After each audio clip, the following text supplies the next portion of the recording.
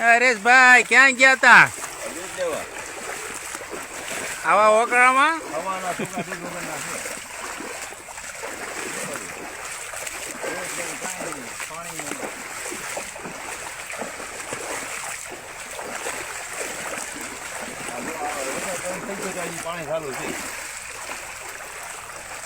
વરસાદ તો છે નહીં તોય કેમ એટલું બધું પાણી? હા તો તમારે કેમ થયું સવારનું? કાલનું વરસાદ ચાલુ છે. હા